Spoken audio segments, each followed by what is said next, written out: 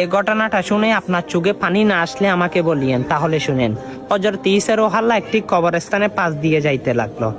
দেখে ঈসা রুহুল্লাহ আল্লাহর হুকুমে একজন মৃত ব্যক্তিকে জীবিত করলো।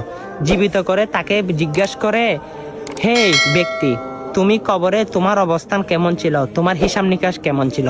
তখন ব্যক্তিটি কাঁদতে কাঁদতে বলল, হে আল্লাহর নবী, আমি একটি দাঁত কিলাল করেছি একটা চুটে কাটের জন্য। হিসাব দিতে দিতে আজকে 40 বছর আমার কবরের আযাব হচ্ছে, সেটার হিসাব আমি আল্লাহকে বুঝিয়ে দিতে পারি নাই।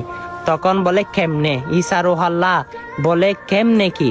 তখন ওই ব্যক্তিটি বলে, আমি একজন কাঠুরে এবং আমি মানুষের কাজ করতাম, এবং একজন মানুষ আমাকে বহন করার জন্য কতগুলো কাঠ কিনে দিয়েছিল। আমি সেগুলো মাথায় নিয়ে তার বাড়ি পৌঁছাচ্ছিলাম। হঠাৎ দেখি দাঁতের মধ্যে কি একটা আটকে আছে। সেই বহন করা গাছ থেকে কাঠ থেকে আমি